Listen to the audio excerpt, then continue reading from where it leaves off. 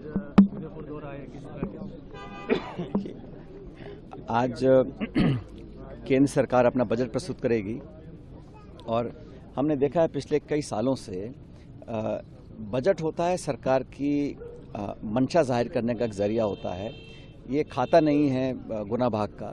और कई सालों से लगातार सत्ता में रहने के बावजूद भी मुझे लगता है कि भारतीय जनता पार्टी की सरकार है उसने अपना ध्यान केंद्रित किया हुआ उन मुद्दों पर जो धरातल पर बहुत प्रभावी नहीं है।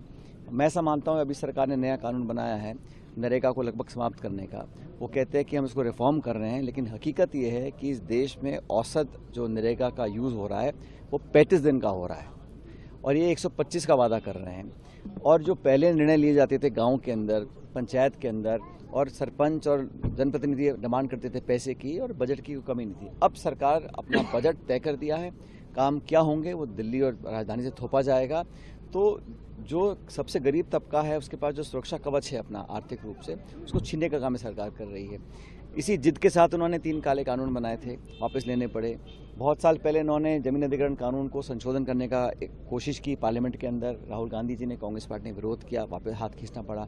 नरेगा को लेकर भी उन्होंने नाम बदलकर महात्मा गांधी जी का नाम हटाया है और इसको जानबूझ के राज्य सरकारों पर बोझ डाल दिया। पहले 90-10 का रेशो होता था केंद्र सरकार राज्य सरकार का, अब 60-40 कर दिया। तो निर्णय लेने की शक्ति खत्म कर रहे हैं, सेंट्रलाइज कर रहे हैं, बजट को कैप कर रहे हैं और राज्य सरकार पर बोझ डाल रहे हैं। तो जानबूझकर इस पूरी स्कीम को जो हमने अधिकार कानून देके बनाया, संवैधानिक अधिकार बनाया था, उसको छीनना चाहते हैं। आज बजट पेश करेंगे।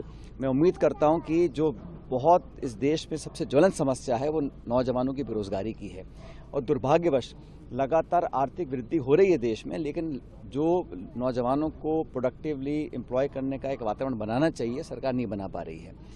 आज डॉलर के मुताबिक रुपए की क्या हालत है। अंतर्राष्ट्रीय बाजार में तेल का दाम लगातार गिर रहा है, लेकिन ग्राहकों को उसका लाभ नहीं मिल रहा। तो जो बड़ी कंपनियां हैं, जो लाखों करोड़ का उनका कर्जा माफ हो रहा है, उनके सरकार काम कर रही है। हमारे हवाई अड्डे, हमारे पोर्ट्स, रेलवे, खान खदान, वो सब निजी हाथों में दे रहे हैं। और जो मध्यम वर्ग है उसको राहत देने के लिए सरकार ने कदम नहीं उठाए। हम चाहेंगे कि सरकार आने वाले जो अगला वित्तीय वर्ष होगा इसमें राहत दे गरीबों को, किसानों को, नौजवानों को, मध्यम वर्ग को।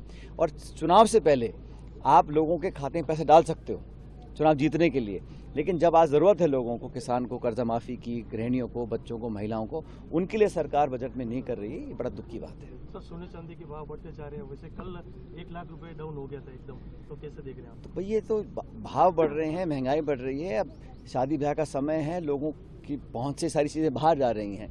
और मत भूलिए कि देश में जितना विकास हो रहा है, बहुत बड़ा तबका हमारा ऐसा है जो उससे वंचित रहा है।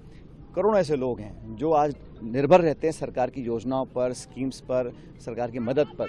तो मुझे लगता है जो सब्सिडी और मदद करनी चाहिए सरकार को इजाफा करे।